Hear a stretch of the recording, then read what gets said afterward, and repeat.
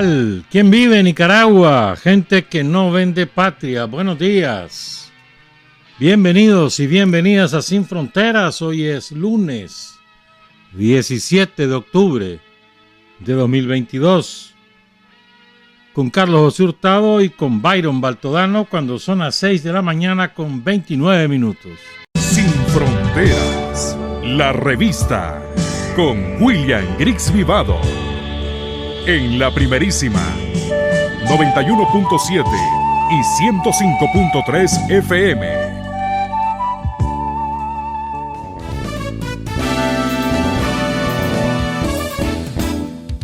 Sin fronteras para decir la verdad. Sin fronteras, trabajar, avanzar, combatir, vencer. Sin fronteras.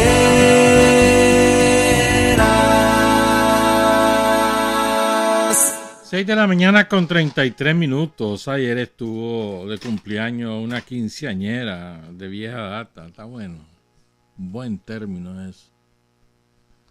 Lo mantuvo en secreto, dice, pero ustedes saben que entre cielo y tierra no hay nada oculto. Felicidades a Maritza Castillo, quien vive en Estados Unidos, pero es una militante sandinista de todos los tiempos, de manera que ayer la celebró con su gato, con una tortilla española, muy recatada, ¿verdad, Maritza? Feliz cumpleaños, de todas maneras, atrasaditos, pero siempre al pie.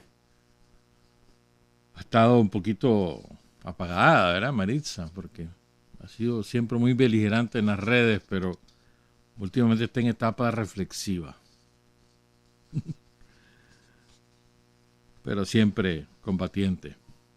Feliz cumpleaños.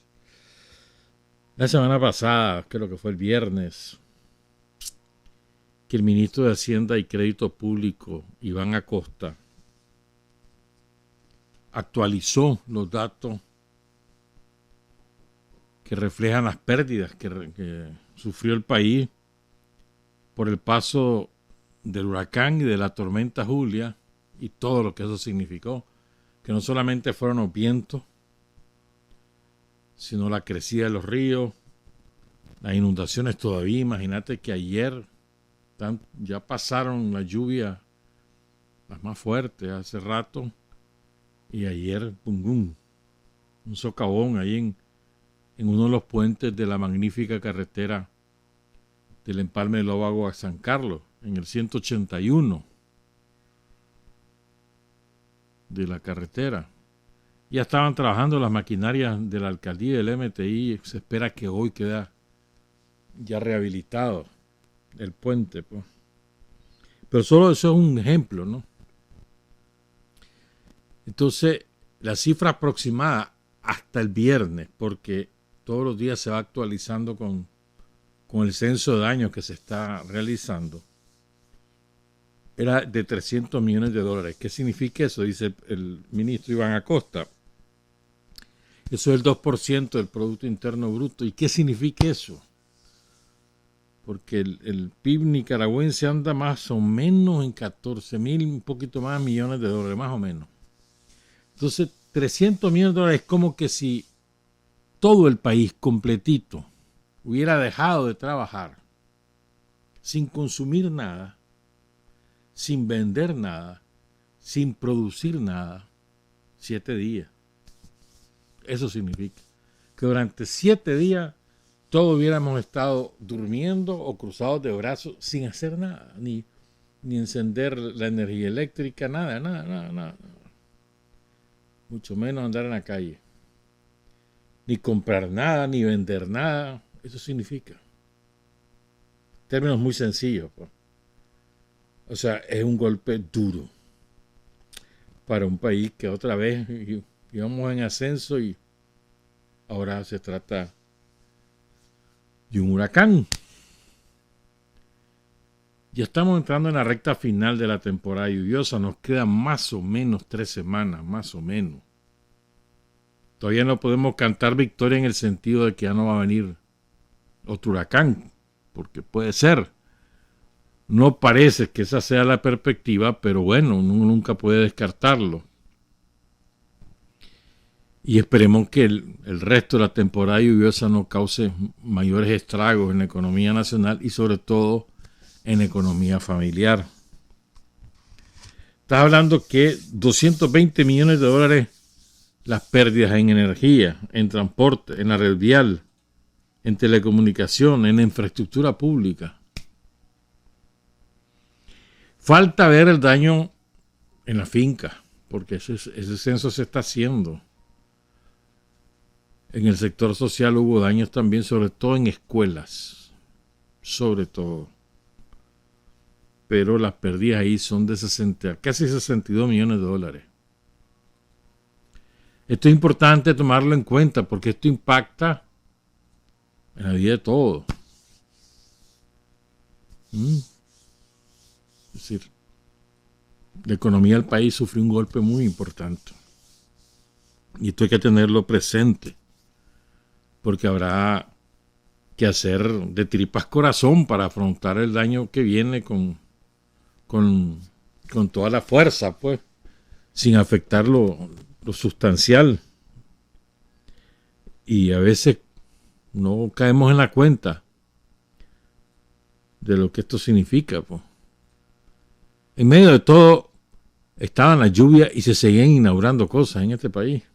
A vos te consta que parques, que escuelas, que calles adoquinadas, que calles pavimentadas, que puentes peatonales, que canchas.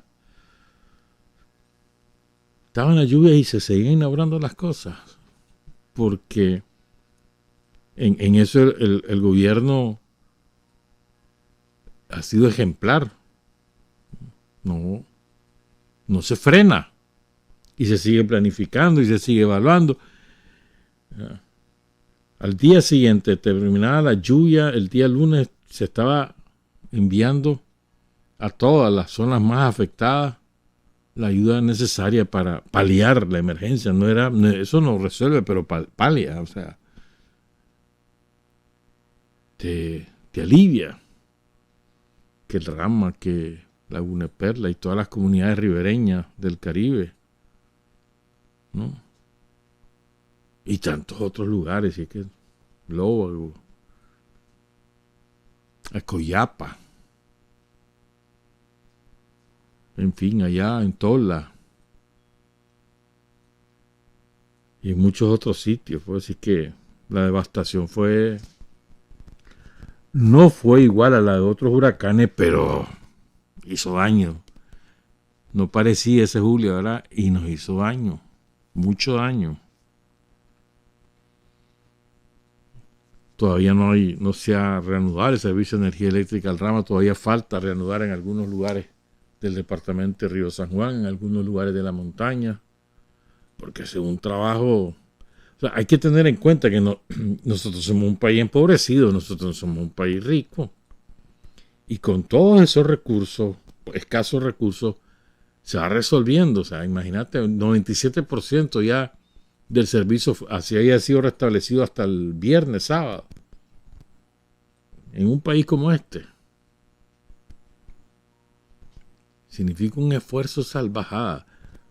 Esta semana creo que es el 20, creo que es el jueves que inauguran esa maravilla que se llama el puente sobre el río Guagua. El otro día lo decía y me ratifico en esa convicción. Creo que el puente sobre el río Guagua es la obra más importante de estos casi 16 años de gobierno de Daniel. La obra de infraestructura. Para mí más importante que la carretera San Carlos, más importante que la carretera Bluefield, para mí es el puente del río Guagua, porque es que ahora de verdad hay conexión con el Caribe Norte. Porque además está toda la carretera. Le faltan un tramo relativamente pequeño y por primera vez en la historia de verdad vamos a estar integrados. Una maravilla es eso. Pero bueno, eso lo que quiero subrayar es que con todas las dificultades ahí va el país avanzando. O sea, nada te detiene. Pum, vas adelante, vas adelante, vas adelante. Rompiendo muros, lo que sea, pero ahí vas. Es ejemplar, y ese es el pueblo de Nicaragua. Así es el pueblo de Nicaragua, no se arredra, no se amedrenta. Muy importante. Son las 6:42 y vamos a hablar bastante de efemérides y de cosas relevantes de nuestra historia.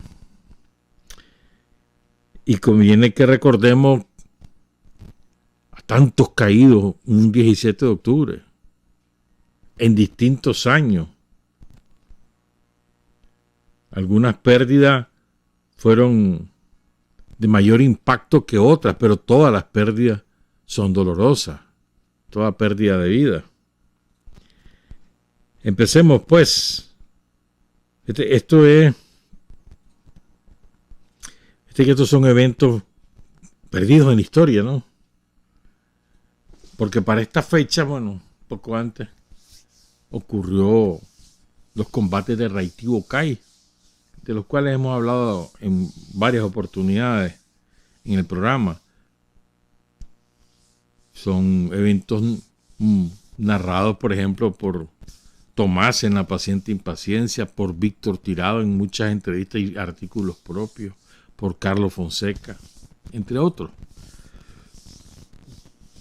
Pero lo que causa Raití-Bocay, que es un desastre desde el punto de vista militar, fue el último evento al estilo foco guerrillero que hizo el frente.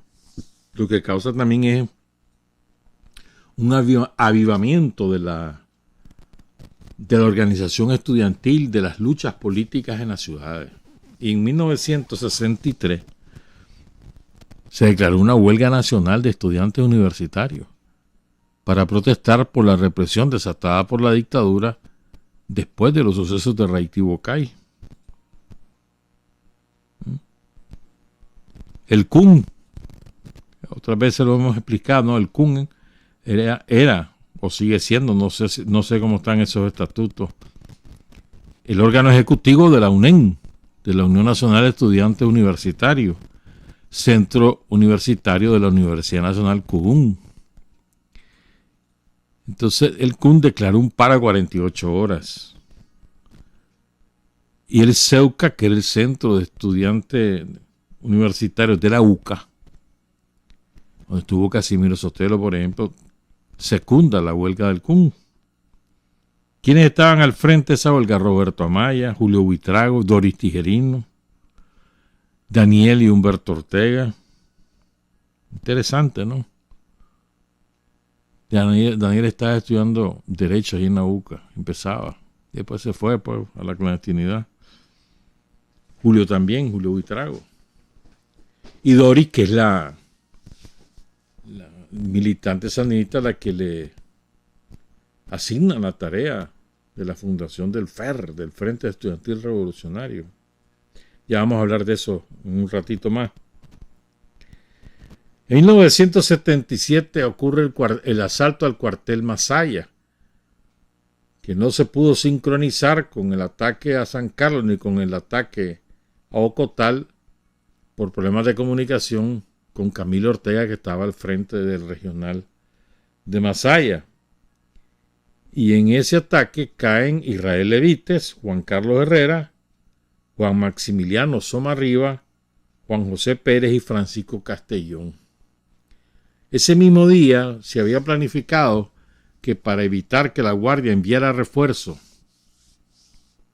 a la Guardia, que la Guardia reforzara a su gente ahí en Masaya, entonces se organizó una emboscada en el kilómetro 14 de la carretera Masaya-Managua, la entrada a Ticuantepe, el empalme a Ticuantepe, Veracruz, y allí fue heroico lo que hicieron los compañeros que resistieron solitos, ataque de tanqueta, nutrida fusilería, como quién sabe cuántas decenas de guardias, y cayeron combatiendo ese día, el propio 17 de octubre de 1977, cayeron combatiendo los hermanos Rolando José y Norman de Jesús López Porra, hemos contado su biografía aquí en Sin Fronteras, y el compañero Luis Manuel Sánchez García. Eso fue heroico. Yo recuerdo eso porque había expectativa en la gente, y a los somocistas pues lo veías con miedo. Ese mismo día capturan y asesinan a uno de los grandes organizadores del frente en Masaya, el profesor Asunción Armengol Ortiz Choncito. Ese mismo día caen aquí en Managua extraordinarios compañeros. Carlos Arroyo Pineda. Él y Edgar Munguía probablemente son los más destacados dirigentes de la historia del movimiento estudiantil. Como movimiento estudiantil, separando de lo que después fue su lucha, su actividad clandestina y guerrillera. Pero fueron de los más destacados por su influencia en el movimiento estudiantil, por su liderazgo en el movimiento estudiantil. Tenían una personalidad como imán, magnética, y cautivaba al movimiento estudiantil. Tuvieron una influencia muy, muy poderosa sobre la juventud de la época, muy poderosa. Y más allá de eso, Edgar Munguía, que pasaba a la clandestinidad, poco después de 1970 fue a Cuba. Carlos Fonseca le tenía un enorme cariño y aprecio, se encargó personalmente de su formación. Incluso en algún momento, no estoy muy claro en esto, pero sí se dijo en la época que Edgar fue designado por Carlos para venir a Nicaragua a hacerse cargo como primer responsable. Y aquí, en las discusiones de la época, finalmente él pide irse a la montaña y cae en combate poco después, la Gata Munguía. Pero Carlos Arroyo fue extraordinario. En la manera como cayó él combatiendo demuestra la calidad de militante que él era. O sea, cayó peleando. Él y Roger Langrán. ¿No? Entonces, además cae la muchachita Flor de Lis Robles, que, como hemos dicho en otras oportunidades, cambiándose su uniforme en su cuarto, había llegado de clase y ahí la matan en una casita durante la refriega para asesinar a Carlos Arroyo y a Roger en el barrio San Luis.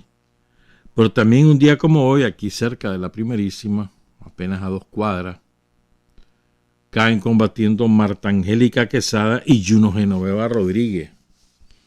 Y esto fue de un gran impacto también. Es que todas las muertes de ese día causaron una enorme conmoción en la sociedad. Y la muerte de estas 2 muchachas que pagaron cara su muerte. O sea, esas muchachas no se rindieron. Combatieron hasta el último tiro. Literalmente le echaron como 50 guardias encima. Una casa de 2 pisos que queda aquí cerca de la radio. Fue un combate como de 3 o 4 horas. Y eran 2 chavalas. Las remataron. Ya habían muerto. Y ahí se ensañaron con sus cadáveres.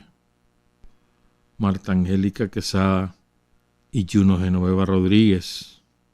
Juno Genoveva era una, si mal no recuerdo, era una obrera del tabaco, del lado de Estelí. Y Marta Angélica, que era de la Pacentro. Sigo con las efemérides, después caemos con Federico. Porque todos los compañeros caídos hoy, en un día como hoy, todos son importantes. En 1980 asesinan a William Orozco Méndez, un muchacho originario de Matiguás, lo matan en Jinotega.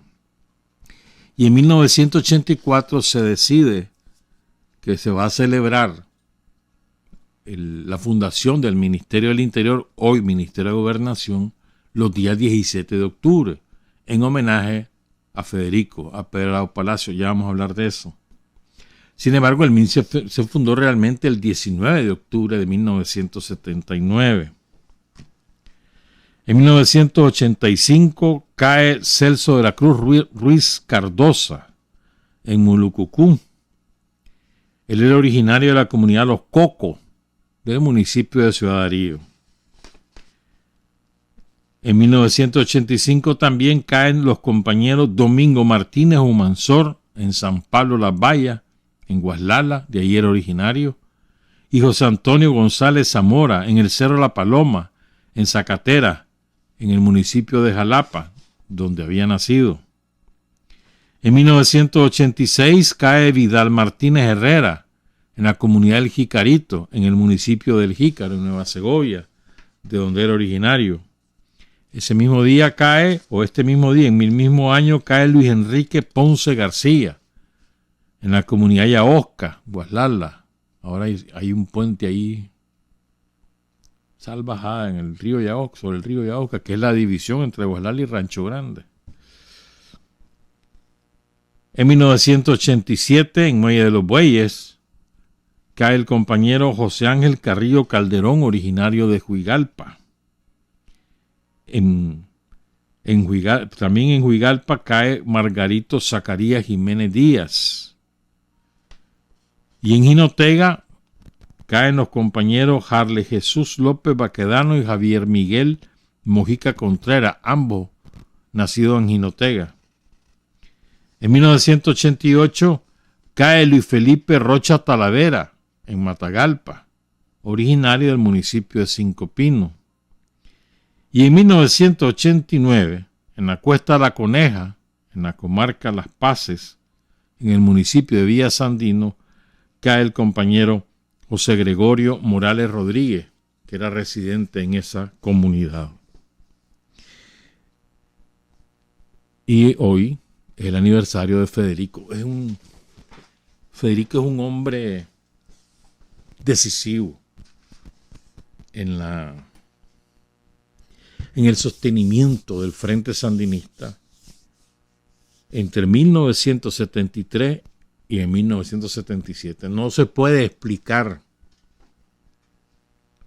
el crecimiento organizativo y la influencia en la sociedad que el Frente Sandinista alcanza sin el papel director, rector de Federico Pedro Araujo Palacio. Esto es sumamente importante, porque además Federico tuvo una característica que la cuentan todos los compañeros de la época, y es que fue formador de cuadros, personalmente, formador de cuadros, transmitía enseñanza.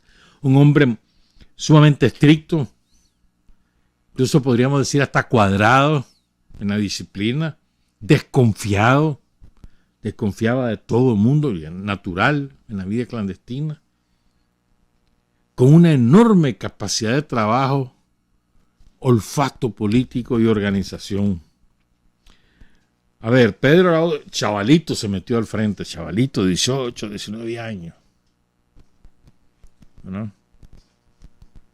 Después de ya para cuando Julio Buitrago, ya Pedro Araujo ya está trabajando con el frente. Estaba estudiando en ingeniería, pues ya está trabajando con el frente. Trabajaba con Julio Buitrago. Cae Julio Buitrago, entonces él ya pasa a la clandestinidad. Él es uno de los que participa en el secuestro del avión para liberar a Carlos en Costa Rica. Después se fue a Palestina junto con un grupo de compañeros. René Tejada, Leticia Herrera, René Viva, Patricio Argüello, entre otros. Ahí andaba Pedro Araujo. Regresa por México a Nicaragua. Era muy amigo de Oscar Turcio, desde la época que estuvieron juntos en Cuba. Y por eso Oscar Turcio lo hace, digamos, su más estrecho colaborador. La jerarquía en ese momento era Oscar Turce como primer responsable y Ricardo Morales como el segundo responsable. E incluso a Ricardo Morales los compañeros de la época siempre lo veían como el sucesor natural de Carlos Fonseca. Pero bueno, entonces cuando caen los dos compañeros, el hombre que conocía todo el trabajo clandestino del frente era Pedro Arauz, y por eso es el sucesor natural de Oscar Turcio como primer responsable. Y después de semejante golpe, matan al primero y al segundo en Nicaragua. Está Carlos fuera del país, está Humberto Ortega fuera del país, está Daniel preso, José Benito preso, están en la montaña otros compañeros, Carlos Agüero, Henry Ruiz, etcétera, ¿verdad? Y el hombre que está a cargo de toda la coordinación es Oscar Turcio y Ricardo Morales, que eran sumamente importantes en muchas facetas. Caen esos dos, entonces imagínate el golpe. Y lo asume Pedro Arauz. Entonces, ¿ya? Y lejos de amedrentarse, ya venía avanzando un trabajo muy fuerte del frente en el seno del movimiento estudiantil y de los movimientos cristianos, un trabajo del cual había sido su principal rector Bayardo Arce. Y Pedro es el jefe, pues, de todo eso. Su sede principal era León. En León es ahí donde se empieza el trabajo con Osuptiaba, por ejemplo. ¿No? Y el trabajo con la comunidad, el reclutar muchachos de medicina, abogados que iban a trabajar con los barrios. Es ahí en León donde empieza esa experiencia del frente, dirigida por Pedro Arauz. Es decir, y luego, imagínate vos, sobre esa base, la base que sostiene Pedro y que crece en cosa de año y 3 meses, que se da el golpe. En la operación Juan José Quesada, el asalto a la casa de Chema Castillo.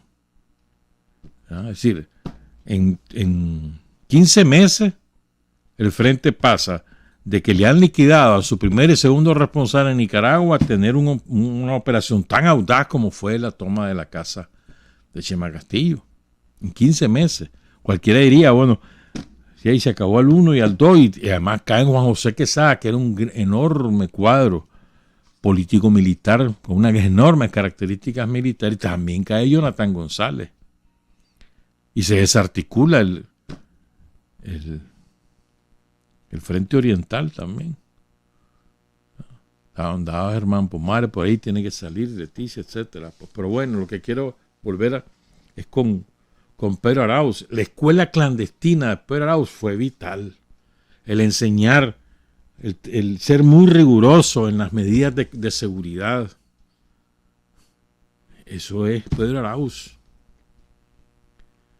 Y el ir enlazando los distintos tejidos que se van construyendo, que le permiten al frente tener una influencia decisiva en el movimiento magisterial, en los trabajadores de la salud, en el movimiento estudiantil, en los trabajadores de la construcción, y luego empezar a construir las redes populares en los barrios. Se comienza con Pedro Arauz. Después se continúa, lógicamente, pero es ahí donde empieza.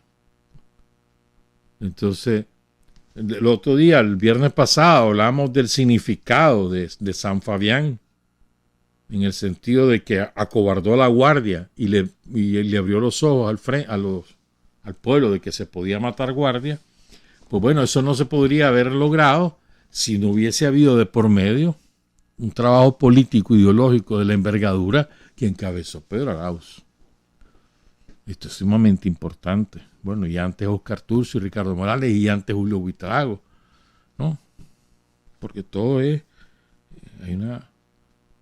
un hilo conductor en todas estas acciones. Esto no son esfuerzos aislados, sino todo es parte de una misma lógica. Entonces la caída de Pedro es sumamente importante y dolorosa, pues. Entre otras razones porque, bueno, la acción del ataque al cuartel de la Guardia en Masaya es una acción que no fue coordinada, sino que fue una iniciativa en aquel momento de Camilo, ¿no? Sin avisar a las otras estructuras del frente. Entonces eso agarra descuidado allá en los altos a Federico. Ahí tenía el archivo del frente, la recuperación de el dinero de una reciente acción bancaria. La hizo Lucía, la comandante Ana Isabel Morales. Ahí estaba ese dinero. Y tiene que salir en guinda, pero ya es tarde porque él va en sentido contrario a Masaya. Masaya está bajo ataque el cuartel, la guardia tiene copada todas las entradas, él está en los altos. En aquel momento eso era un camino. En aquel momento entonces Federico decide salir por Tipitapa, la lógica te lo decía, y ahí tienen un retén, y además tenían vigilada la casa. Después le cayeron a la casa, quebraron el archivo del frente, etcétera, y Federico se baja del carro, pistola en mano. Él vendió cara a la vida, pues. Tampoco fue que ya está, pues lo agarraron y lo mataron. No, arma en mano. Pedro Arauz Palacio Federico. Una pérdida muy dolorosa. Hay una biografía sobre Pedro que dice, parece que resume muy bien. Fíjate bien, Pedro Arauz muere en el 77 y él había nacido en el 49. Tenía 26 años. Oyésimo, 26 años, está chavalo. Y a los 26 años ese hombre tenía ya casi 10 años de experiencia clandestina. Y era el primer responsable de una organización guerrillera. 26 años. Clase de capacidad, hermano. Allá, hijo de Iriomo. Acaba de cumplir años su mamá. Que ahí sigue la señora. Doña Socorrito. Socorro Palacios López. La casa de las cajetas de Iriomo. Bueno, entonces, esto creo que resume, sintetiza a Pedro Arauz. Se dice que en la vida nadie es indispensable, pero en los procesos de transformación de las sociedades sí hay hombres y mujeres indispensables. Eso pasó con el héroe Pedro Arauz Palacios Federico. Y digo esto porque sin la presencia responsable, estatura moral y alta capacidad organizadora de Federico, la reestructuración del Frente Sandinista luego de los duros golpes propinados por la Guardia Nacional, al eliminar físicamente o mandar a las cárceles somocistas a los principales dirigentes de la organización, no habría sido posible. Es gracias a la entrega de Federico que el FSN logró un segundo aire y el triunfo revolucionario sobre la dictadura somocista dejó de ser una utopía para convertirse en una realidad palpable.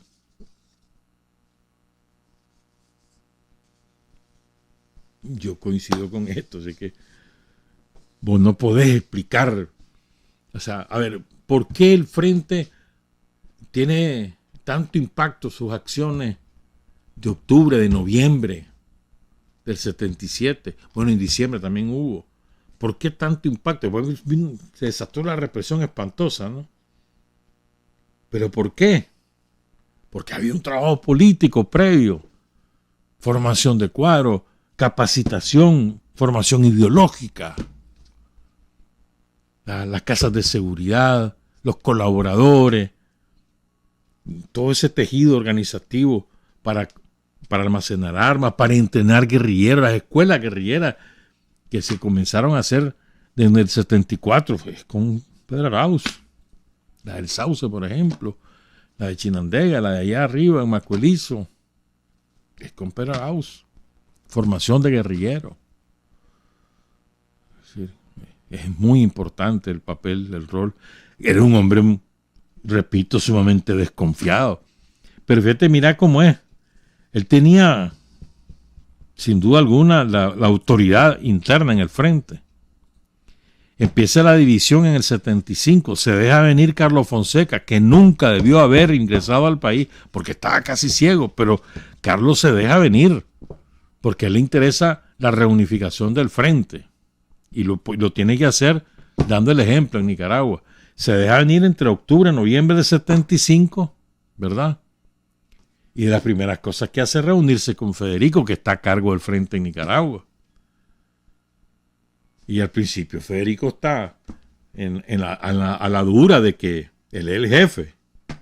Y sale de esa reunión y le dice a sus compañeros, solo cuenta Rosita Argentina Ortiz, desde ahora en adelante le rinden cuentas a Gatón. O sea, con humildad, hermano. Reconociendo la autoridad, la estatura moral de Carlos Fonseca.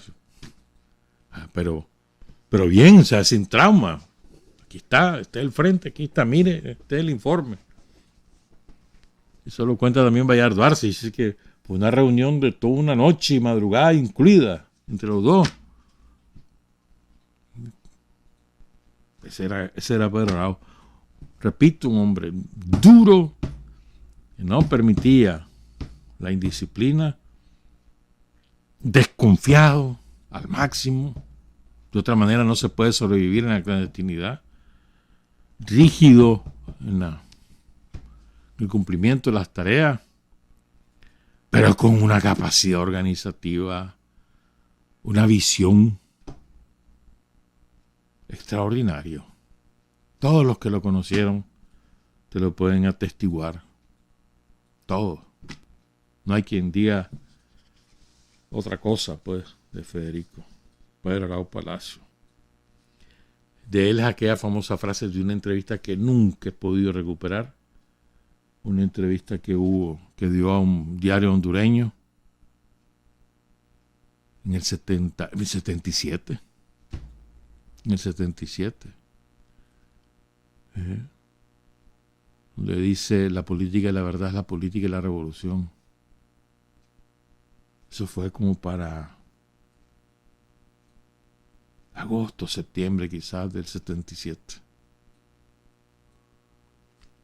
Honor y gloria a Pedro Araujo Palacio, el comandante Federico.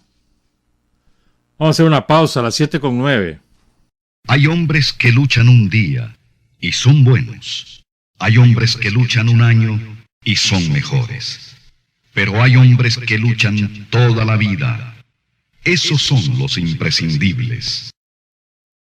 De manera pues que hoy 17 de octubre la celebración oficial del aniversario del Ministerio del Interior, hoy Ministerio de Gobernación, aunque realmente se fundó el 19 de octubre de 1979, pero se decidió en el 84 que se iba a hacer en homenaje a Federico. Y hoy también es el aniversario de la Dirección de Inteligencia y Contrainteligencia del Ejército de Nicaragua. Saludamos a todos sus integrantes, especialmente a dos compañeros, ellos saben a quienes me estoy refiriendo, y cuyo trabajo es también indispensable. Lo quiero decir subrayado, indispensable, para que tengamos la estabilidad que hoy gozamos y evitemos las conspiraciones. Saludos, compañeras y compañeros. Supongo que va a haber acto hoy y espero que les vaya muy bien. Pero mañana es otro aniversario importante y hay que decirlo hoy. Vamos a hablar de esto bastante. Ahí van a ver lo que les tengo. Mañana es el aniversario del general Ramón Raudales. Digamos, en la lucha con las convicciones de Sandino, sobreviven prácticamente tres. Santos López, coronel. Ramón Raudales, general. Y Heriberto Reyes, coronel. Estoy hablando hasta el 61, ¿verdad? 60. ¿No? Hubo otros compañeros que caen antes, ¿no? Colindre, Pedrón, el general Pedro Altamirano, ¿no? Y otros compañeros que también se involucraron en esfuerzos, pero digamos los más destacados son estos tres, ¿verdad? Entonces, Raudales, que ya era un hombre mayor, no era ningún chavalo. Heriberto era bastante más joven. Que Heriberto tendría como 28 años cuando asesinan a Sandino, más o menos. O sea que tendría como 55, algo así, cuando él muere. Ya vamos a contar eso. Entonces, el general Raudales, le voy a contar algo que pocos saben. El general Raudales organiza un movimiento guerrillero con Heriberto en el 58, ahí en Yaulí. Eso queda en el Jícaro. Ese Jícaro es tierra de Sandino, hermano. Impresionante la cantidad de héroes que ha dado el Jícaro. Una tierra... Bueno. Entonces él organiza 2 columnas y penetran a Nueva Segovia. La organiza en el sur de Honduras, entran a Nueva Segovia. Ahí estaban, entre otros compañeros, ¿verdad? Estaba Aldo Díaz Lacayo, con Raudales, Aldo Díaz Lacayo, que después estuvo en el Chaparral, Aldo Díaz, al que conocimos como historiador y un hombre, no, muy afable, diplomático. No, pero Aldo Díaz fue un hombre de armas tomar. Aldo Díaz con el general Raudales, Aldo Díaz en el Chaparral, con Carlos Fonseca.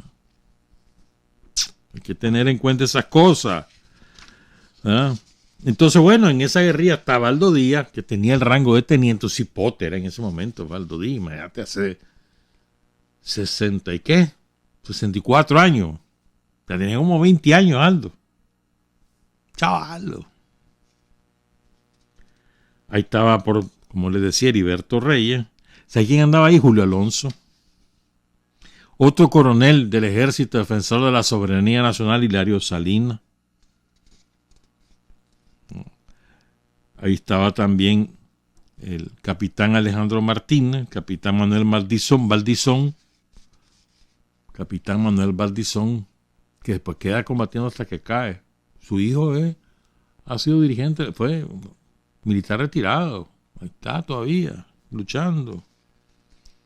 Ahí andaba Harold Martínez, el mismo Moncada. ¿Saben quién andaba ahí? En la guerrilla de Raudales, se van a sorprender.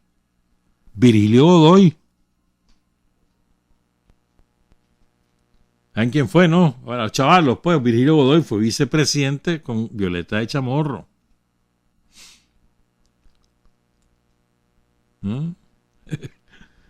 Sí, hombre, fue ministro del Trabajo de la Revolución. El primer ministro del Trabajo de la Revolución fue Virgilio Godoy. Era del PLI. Pues entonces en esa guerrilla Raudales andaba Virgilio Godoy, Ramón Romero, que recién murió, Romerito, Adolfo Eber, que también ya falleció, que fue mucho tiempo, fue secretario del Consejo Supremo Electoral, Julio Velázquez desde Chinandega, Mario Avilés, entre otros. ¿Verdad? Entonces, el 21 de septiembre se toman el poblado Los Encinos, luego acampan en el Chipote. Ahí combaten a la guardia, que los descubre. Cuando la guardia los descubre, tienen que salir, se van para la vigía, se van para el Chachaguón. Ahí llega la aviación de Somoza, que siempre ha desequilibrado los combates, la aviación. El 14 de octubre, en Yaulí, en Los Manguitos, ahí hay un combate de Raudales con la guardia de más de 7 horas. La guardia era 120 hombres. Ya en ese momento Raudales está reducido como a 15 hombres más o menos. Oigan lo que pasa así. Ahí cae herido el general Raudales. y 4 días después muere. Acá herido el 14 y muere el 18. Pero esa guerrilla de Raudales, en ese combate, en ese único combate, le causan a la Guardia 29 muertos. ¿Ah? ¿Qué clase de eficacia y de valor de todos esos compañeros? 29 muertos. Una columna que tenía como 15, 20 hombres en ese momento. Claro, cae su jefe, cae el jefe Raudales, se desmoralizan los compañeros, se dispersan. Una parte se va por Honduras, otra parte se queda en Montañada. En Honduras se reagrupan, viene lo del Chaparral, después se incorporan con Heriberto Reyes en el Frente Revolucionario Sandino. Pero cuando cae Raudales, eso fue un golpe brutal. Eso lo cuenta también Aldo Díaz. En diciembre de 59, más o menos, es que el coronel Reyes reagrupa una parte de estos guerrilleros, que cuando llega Hernán Montero, entre otros compañeros, y en enero y febrero del 60, hacen acciones guerrilleras, más o menos eran 25. Por supuesto, no logran el objetivo. Heriberto tiene que salir para Honduras en Choluteca, y ahí en Choluteca lo asesinan gente de civil, pero mandados por Somoza, protegidos por el ejército de Honduras, asesinan a Heriberto Reyes en Choluteca en el 61, perdón. Parte de nuestra historia. Me gusta mucho una frase de Víctor Tirado. Víctor Tirado es especial, hermano, por muchas razones. Ese viejo le zumba lo que hizo Tirado, ¿viste? Le zumba. Ese viejo lo metieron preso, quedó perdido en la montaña solo. Él restableció su propia base de operaciones, su red de colaboradores. Él iba y venía, nunca se le ocurrió rendirse. Y era de origen mexicano, era el mayor de todos. Y Víctor Tirado, allí, ya viejo, ahí en la montaña, pasando hambre, perseguido por la Guardia, enfermo, lo que fuera, y andaba Víctor Tirado. Ese viejo hay que rendirle el charro, ¿viste? Al Canoso, a Víctor Tirado López Canoso, porque siempre fue canoso desde cipote. Bueno, su hermano Manlio, que ya murió, también era canoso desde muy chavalo, que era periodista, Manlio. Entonces, Víctor Tirado fue el principal orador del Frente Sandinista como correspondía. Creo que fue correcta esa decisión.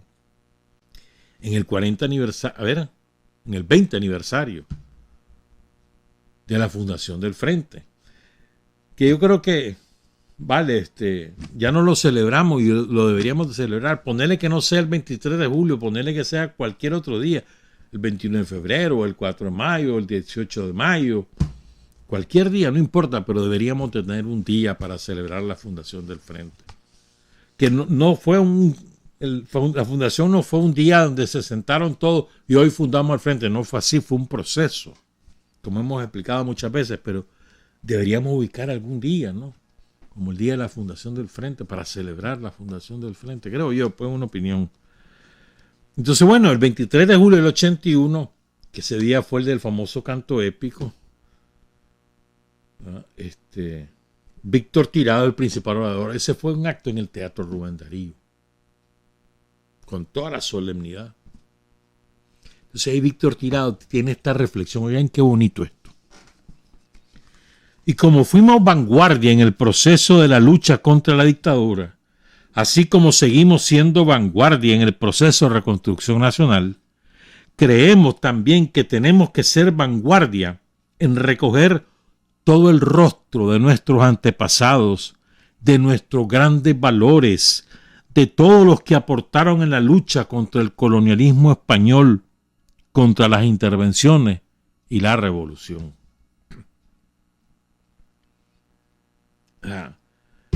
vanguardia en recoger el rostro de nuestros antepasados. Es muy linda esta frase. Y fue un discurso improvisado, me acuerdo bien. Él mismo lo dice al principio. Vamos a hacer un discurso, vamos a hacer reflexión. Dice, porque no escribió. Él pasó reflexionando y se sentó, se puso ahí de pie y empezó a hablar. Muy lindo esa intervención, muy linda. Entonces, es que yo siempre insisto en esto, es sumamente importante el recordar de dónde venimos, el recordar a los que nos han precedido. Por eso es tan importante la decisión que tomó la Presidencia de la República, Daniel y Rosario, de fundar en todos los municipios del país museos dedicados a la revolución. Eso es sumamente importante para todo el chavalero. Y ahí hay que irlo nutriendo. Todos esos museos con los que las familias de los sandinistas de mayor edad donen a esos museos para que ahí estén las cosas y que sea un breve relato de cada cosa que se vaya donando, ¿no? Todo es tan importante. Y después los héroes de cada municipio, que ahí estén sus fotos, su semblanza biográfica, sus objetos personales. Ahí tienen que estar. O sea, es tan importante que es eso. Entonces dice Carlos Fonseca en su obra Viva Sandino, que es una desgracia que Viva Sandino deberíamos imprimirlo. Eso. Viva Sandino debería ser leído por todo el mundo. ¿Querés historia de Nicaragua? Viva Sandino, así se llama el libro de Carlos. Si mal no recuerdo, lo escribió en el 71 o 72. No recuerdo bien. Entonces dice Carlos en ese libro: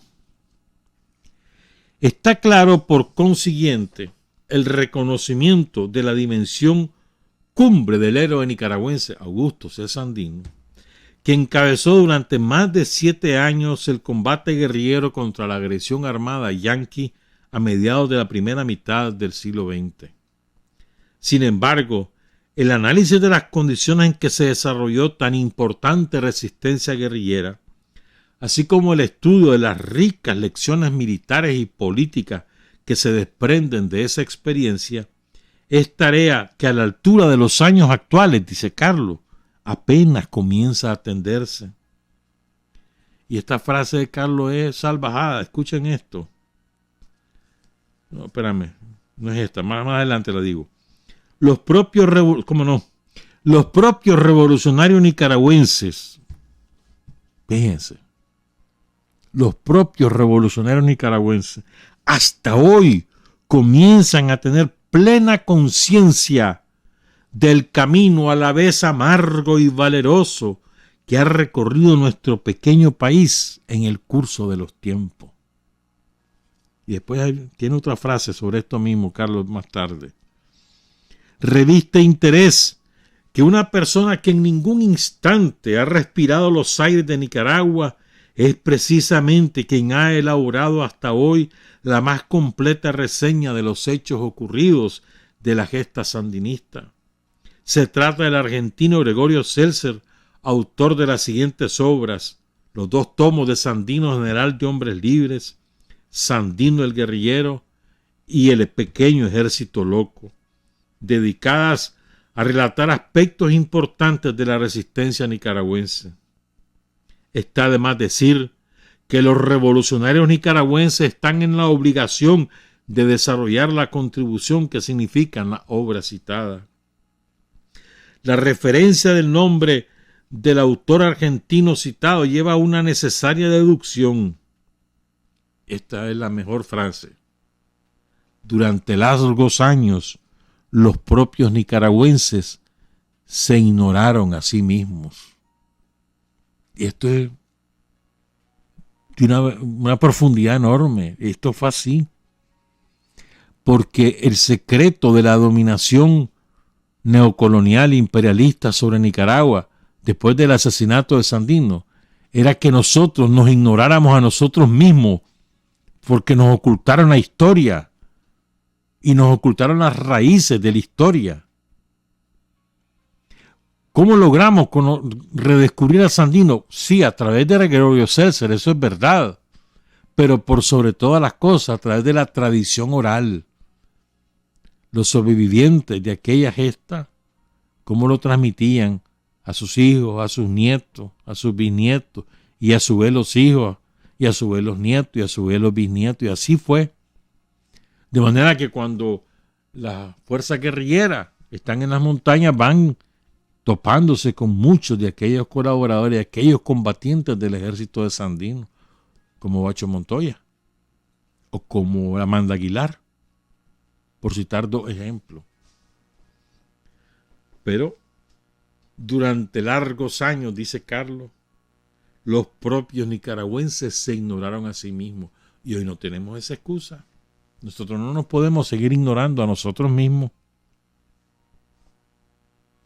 Comenzaríamos los nicaragüenses a recobrar la noción de nosotros mismos a raíz del estallido de la nueva batalla por la liberación, cuya primera victoria definitiva tuvo un escenario: Cuba.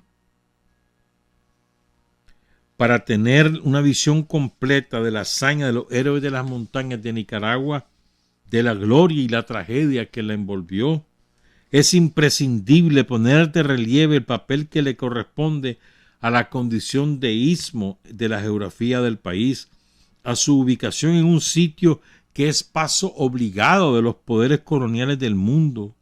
Es imprescindible valorar la fecundidad de su suelo, la codicia y soberbia de la oligarquía local, la copiosa rebeldía tradicional de un pueblo campesino, combinada lamentablemente con un denso oscurantismo ideológico. Es imprescindible apreciar cómo inciden en un pequeño y confinado país los acontecimientos mundiales. Hacer claridad sobre tales aspectos es el propósito de Viva Sandino. Nos traerá satisfacción saber que esas notas, aunque sea en un mínimo grado, a trazar la certera vereda que habrá de conducir a Nicaragua a la victoria definitiva de la justicia. Para que sea posible una victoria tal, es indispensable unir a la voluntad de exponer la vida una determinada conciencia de los objetivos que se persiguen. No callamos nuestra identificación con el conocido principio de que sin teoría revolucionaria no puede haber movimiento revolucionario. Pero precisamos que nuestra mayor satisfacción no consiste en escribir acerca de los héroes, sino en seguir su ejemplo en la trinchera rural o en la catacumba urbana. ¡Qué salvajada!, ¿verdad? Dice Carlos Fonseca. Nuestra máxima satisfacción no es escribir sobre los héroes o hablar de ellos, sino seguir su ejemplo.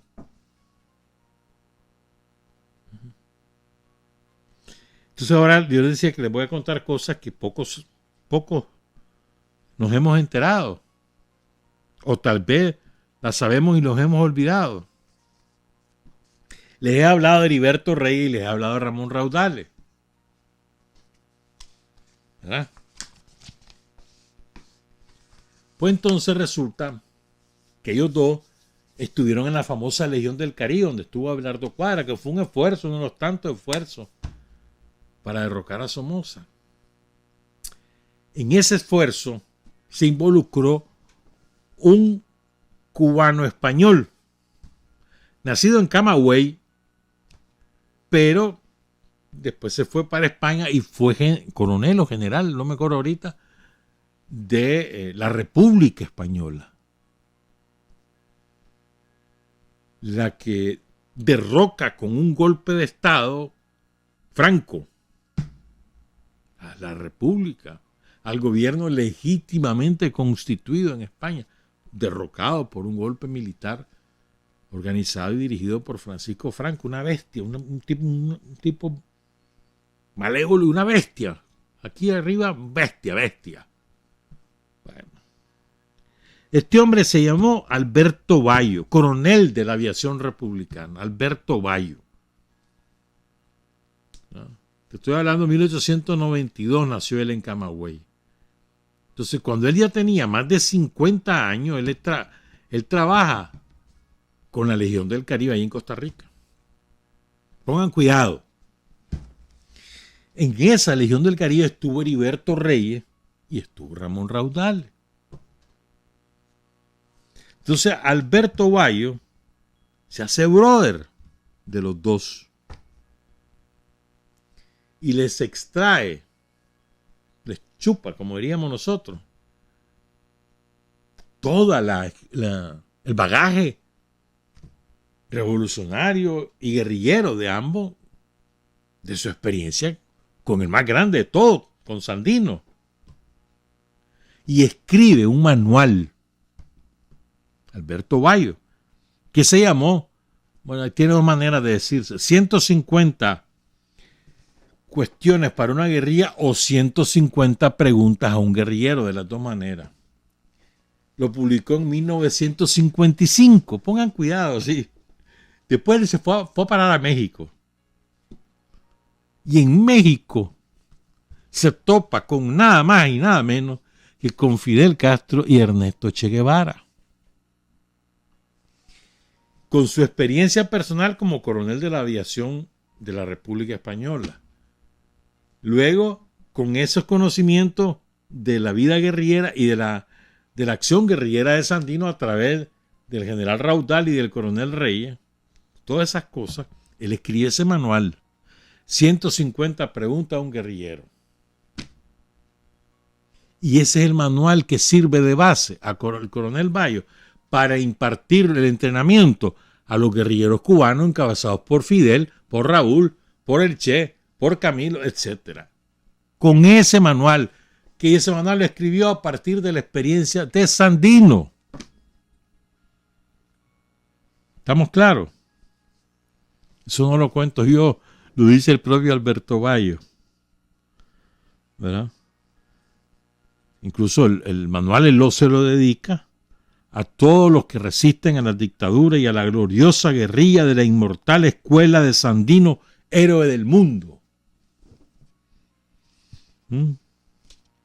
Después se involucra con la guerrilla de Fidel, obviamente, pero después él también se involucró con el esfuerzo del Chaparral. Alberto Bayo.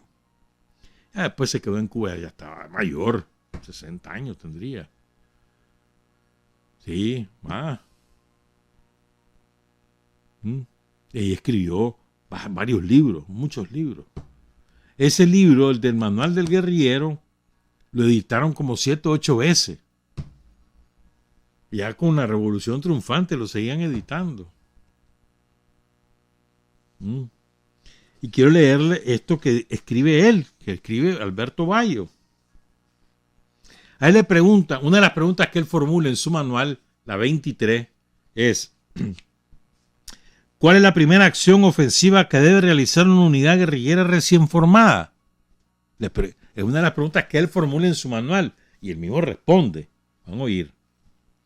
Nuestra primera acción en cuanto lleguemos a nuestro sector es cortar en todos los lugares que podamos todas las carreteras, puentes, ferrocarriles y fuentes de petróleo para que nuestros enemigos solo puedan viajar a pie. Debemos obligarles a desempeñar funciones de infantería. Debido a su inferior entrenamiento y a su falta de moral por ser fuerzas armadas al servicio de los enemigos oligárquicos de nuestro pueblo y por su falta de espíritu de lucha, deben ser muy inferiores a nuestras fuerzas que con mayor movilidad y eficiencia de personal están en mejores condiciones que el enemigo. No debemos dejarnos llevar por el pánico bajo ninguna circunstancia, aunque el enemigo nos lance miles de hombres. Tendremos más posibilidades de infligirle bajas. Sería más peligroso para nuestra guerrilla de 15 hombres si nos asignaran 25 soldados para perseguirnos. Esto es peor que tener 1000 tras nosotros. Recuerden siempre, dice Alberto Bayo, que Sandino luchó contra los norteamericanos durante 7 años sin ser acorralado ni una sola vez. A pesar de que sus perseguidores contaban con muchos miles de hombres perfectamente entrenados, con unidades motorizadas y decenas de radios que hacían anillos concéntricos alrededor de las sierras de la Segovia, donde nuestro héroe luchaba.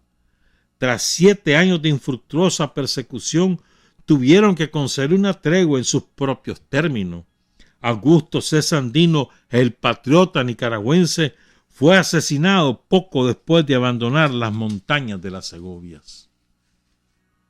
¿Estamos claros? ¿Te sabías esa voz? ¿Ah? Que con un manual elaborado sobre la experiencia, sobre la base de la experiencia de Raudales y Heriberto Reyes en la lucha con Sandino, sobre esa base se hizo ese manual, y sobre ese manual se hizo el entrenamiento de la guerrilla de Fidel, de Che, de Camilo, de Raúl, de Ramiro Valdés, de tantos compañeros de Celia Sánchez, de Vilma Espín. Mira la influencia de Sandino. Y eso lo contaba el general von Nigoy en Giap, el jefe militar de la victoria vietnamita sobre el imperialismo norteamericano. Le hablaba cómo estudiaron a Sandino ellos. Mao en China estudió a Sandino. Ahora sigo con Carlos Fonseca porque estamos con muchas cosas. Es que me acordé de algo. Leyendo a Sandino me atrapé esta frase, la compartí ayer con un amigo.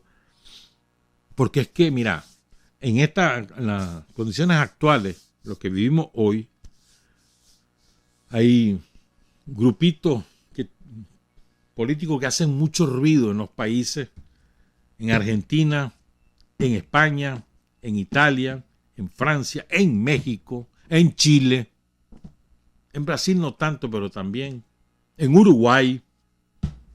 Hacen mucho ruido, tienen una garganta muy profunda.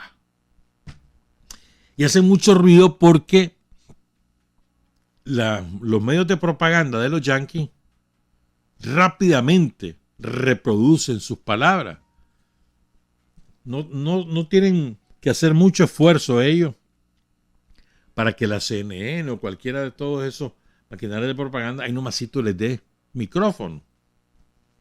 Porque son instrumentos de los yanquis. Sí, esa es mi opinión. Hace mucho tiempo la tengo. Estoy hablando de los trotskistas.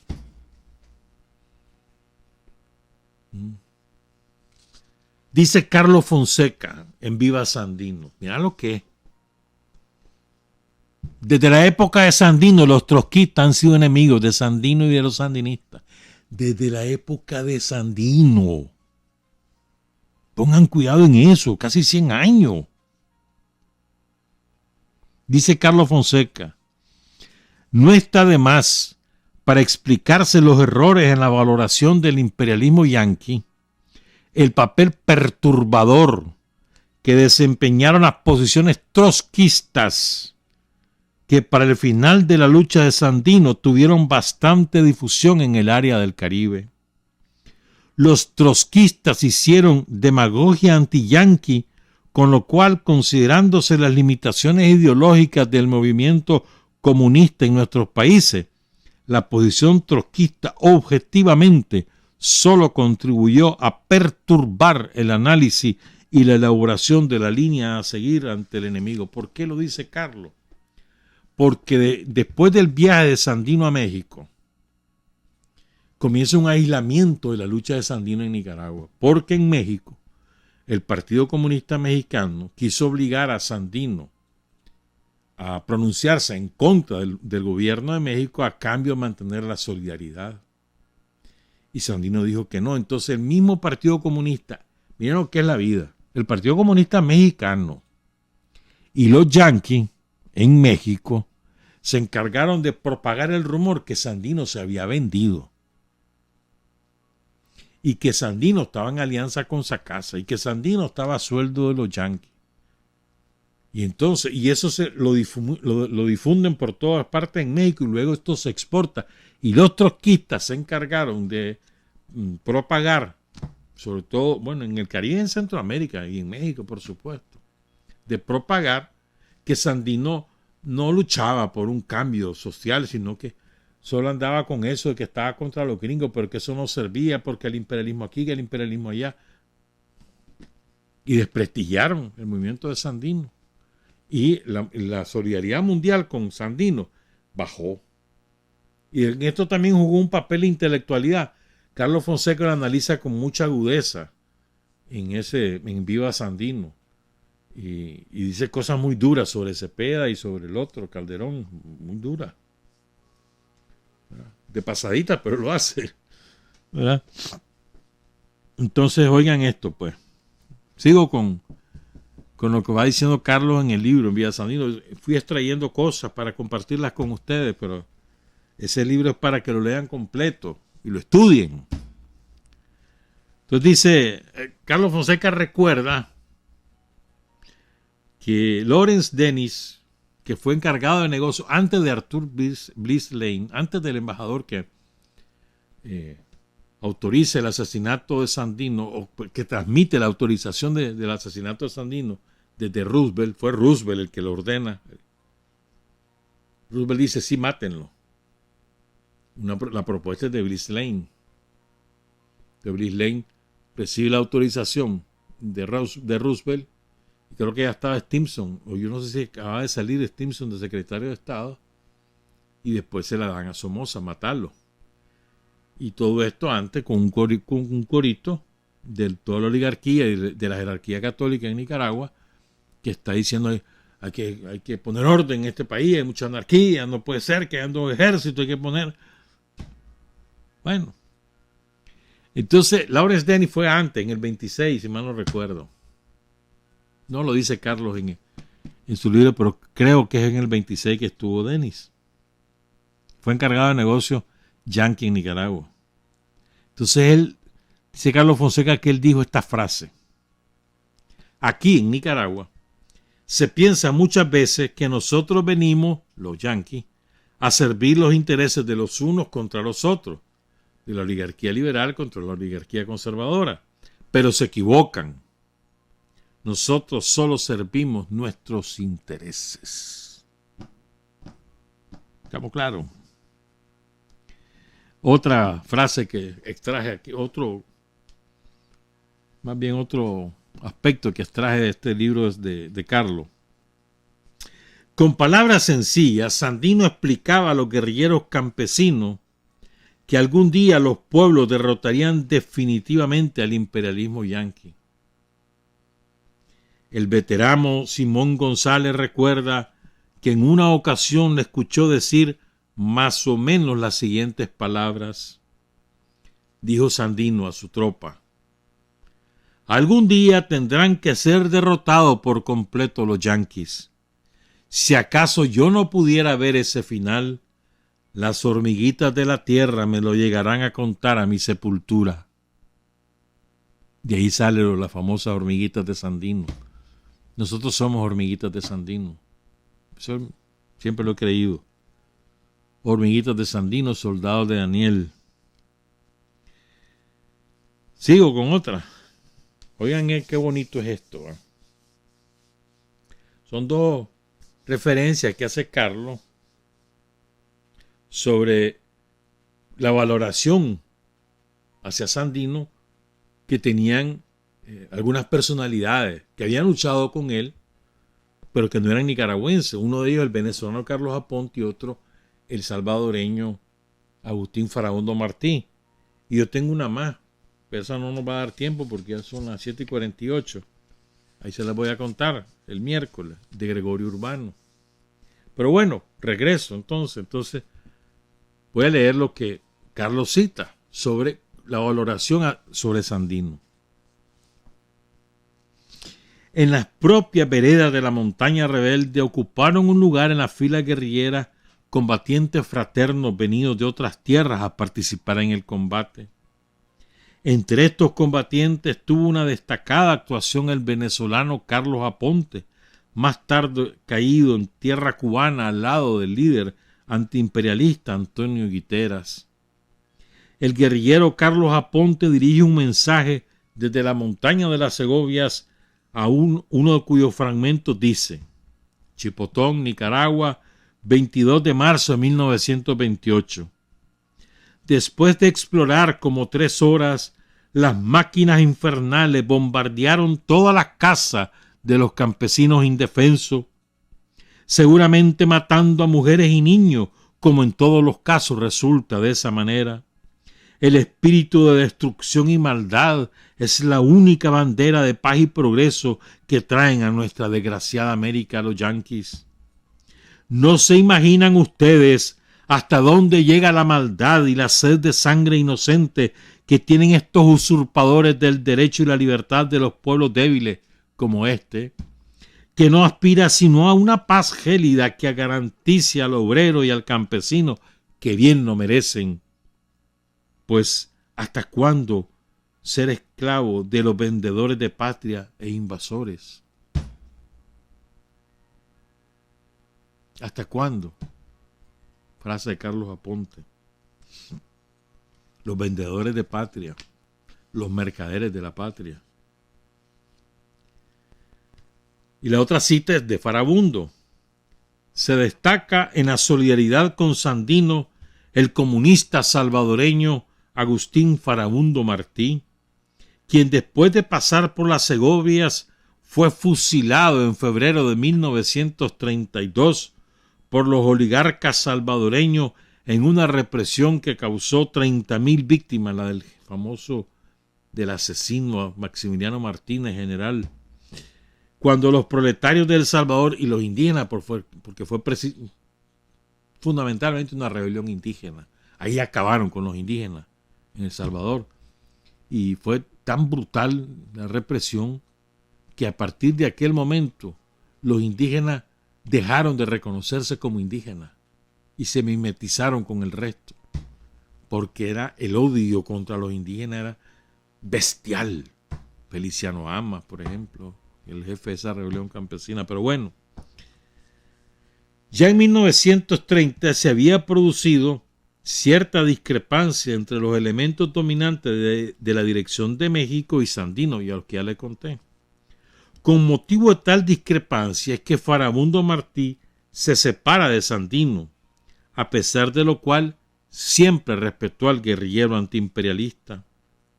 Antes de recibir la descarga que le quitaría la vida, cuando está frente al pelotón de fusilamiento, fíjate bien, él y Feliciano Amas, están frente al pelotón de fusilamiento, lo van a matar. Y ahí, frente a ese pelotón, Farabundo Martí dice lo siguiente: doy testimonio ahora de la entereza moral, de la pureza absoluta del general Sandino.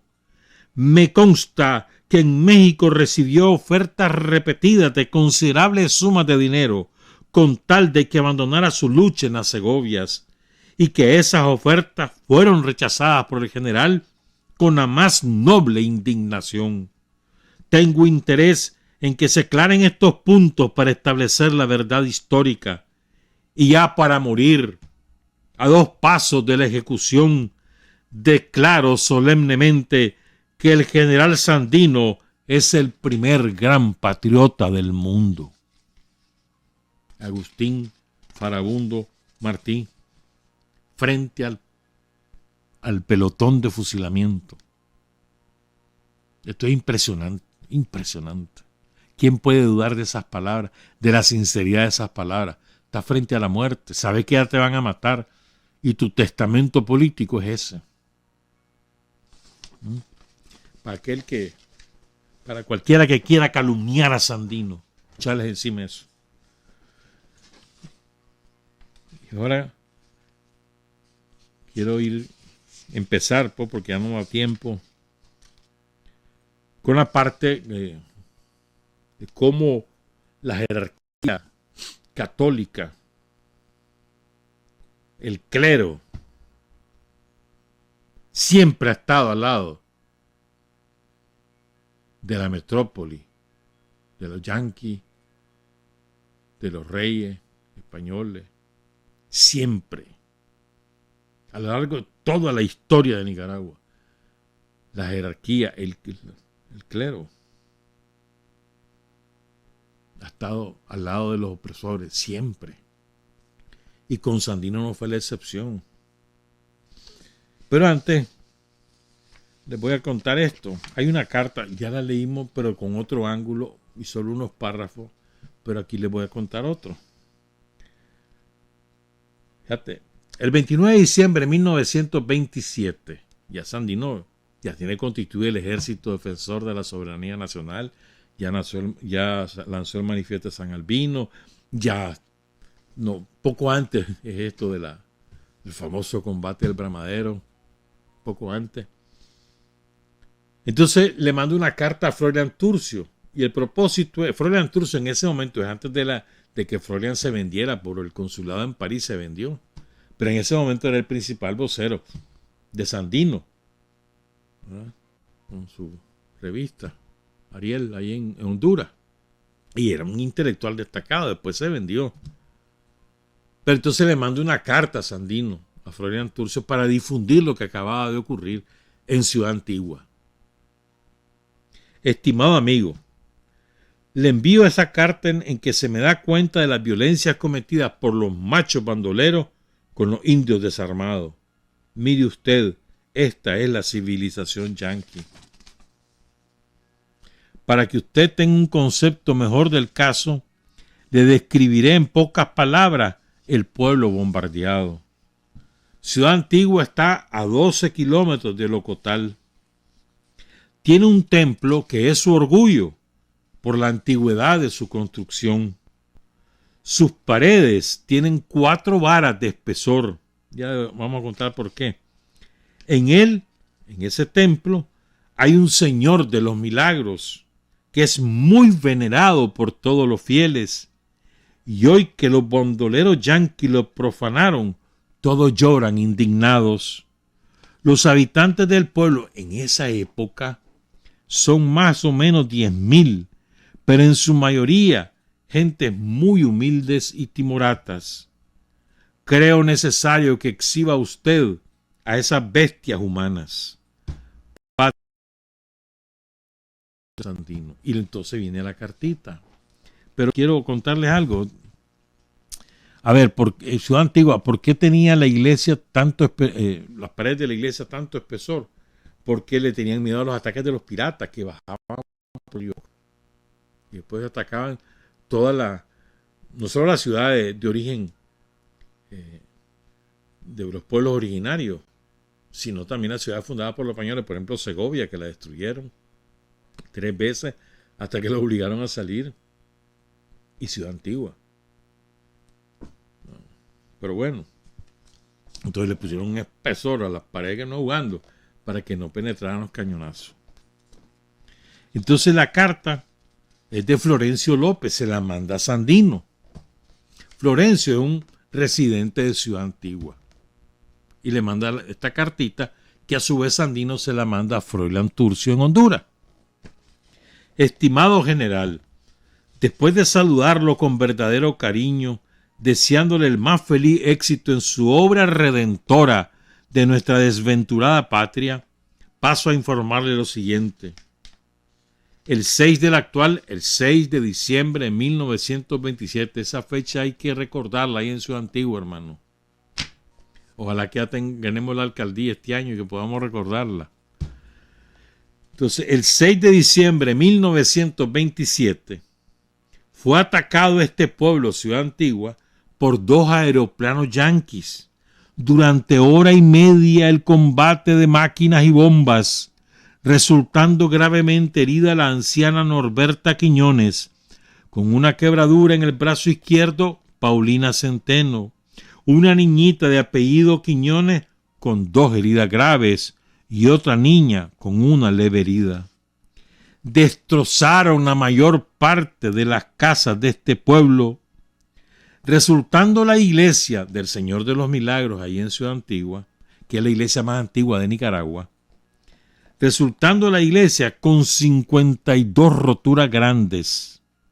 Solo la providencia divina nos pudo dejar con vida después de los horrores que cometieron los bandoleros gringos desde sus malditos aeroplanos. Quedo esperando sus órdenes, su subalterno y amigo, Florencio López. Pero como es iglesia, hermano, me acuerdo de la iglesia de Yalí, que la saquean y había mucho, todo lo, ¿cómo es que se llaman? Los utensilios que usan los curas en las misas, todo era de oro. Todo eso se lo robaron. Después lo recuperó Sandino y lo mandó a dejar. Pero eso hacían en todas las iglesias que ocuparon los yanquis. Y cito lo último, pues. Canuto Reyes. ¿Quién era Canuto Reyes? El obispo de Granada. Duró, mano, como 50 años, una exageración. Pero duró un montón de años como obispo. ¿Verdad? Pongan cuidado en esto, sí. A mediados de febrero de 1928. A ver, combate del Bramadero fue el 27 de febrero y el 27 de febrero del 28 fue el lunes. Entonces, mediados de febrero, eso debió haber sido quizás el 19 de febrero, porque era domingo. Y porque para esa época las tropas tardaban bastante en movilizarse. No era asunto de que se iban hoy en la mañana y en la tarde estaban en la Segovia. Eso no era así. Caminos, ríos, etcétera. Pues, ahí no había otra manera que el caballo y la mula. ¿Ah? Entonces, probablemente, digo yo, pudo haber sido el 19 de febrero, domingo, que este Canuto Reyes, bendijo las armas de los yanquis, porque iban a ir a combatir al bandolero Sandino. Sandino le cuenta a Maraboto, en el famoso relato, periodista Maraboto le cuenta lo que pasó en el Bramadero. Probablemente, digamos, la mayor victoria de Sandino en términos militares. Probablemente. Creo que sí, pero bueno. Entonces ahí le cuenta Sandino a Emilio Maraboto. Fue el lunes 27 de febrero. Ya nosotros conocíamos la táctica yanqui, a quienes dimos por su juego. O sea, le seguimos el juego. Emplazamos todas nuestras ametralladoras en lugares estratégicos y nos pusimos a esperar. Lo madero que ahí, que me corrija mi patrón de la Segovia, pero creo que el Bramadero queda entre Quiralí y el Jícaro, si mal no recuerdo, pero bueno. Entonces, emplazan la ametralladora y nos pusimos a esperar. La brigada completa se colocó en el sitio deseado. Llegó el momento y nuestras máquinas de guerra trepidaron hasta fundirse el calor. ¿Cómo sería? Ametralladora que se la habían recuperado a los yanquis. Sandino no tenía reales para comprar ametralladora. En los combates se las recuperaban a los yanquis. Las emplazan en lugares estratégicos, en el Bramadero, y empiezan tanto que se quemaban. Se fundían. Los pobrecitos yanquis, dice Sandino, caían como chapulines, como zancudos. Fue la matanza más grande que he visto en mi vida. Desesperados, disparaban al azar como locos, se subían a los árboles y luego caían perforados por las balas de las ametralladoras. Se lanzaban al ataque de los lugares de donde partían los fuegos y no lograban llegar. Iban a pecho descubierto y ofrecían un blanco admirable a nuestras balas. Sus armas que bendijo el obispo de Granada, Canuto Reyes, no le sirvieron para nada. Huyeron en dispersión. El triunfo de nosotros fue completo. El campo, un cañaveral inmenso, resecado por los vientos, cobijaba centenares de muertos y heridos. Por los 4 costados se puso fuego a las hojas secas del cañaveral. Era preciso acabar con las alimañas. Las llamas se alzaron pronto, avivadas por el aire. El olor a carne quemada se esparció en el espacio.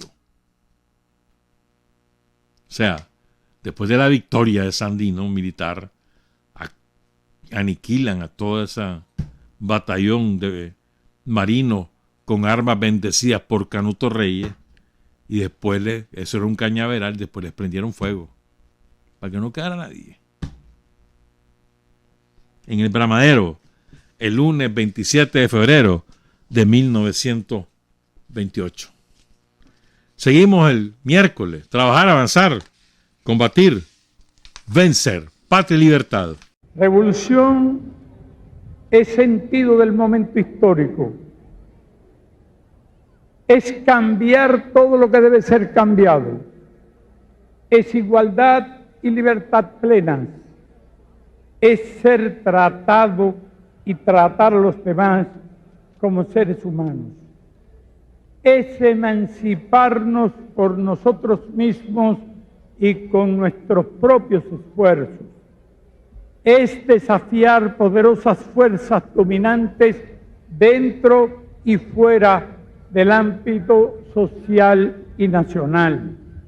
Es defender valores en los que se cree, al precio de cualquier sacrificio. Es modestia, desinterés, altruismo, solidaridad y heroísmo.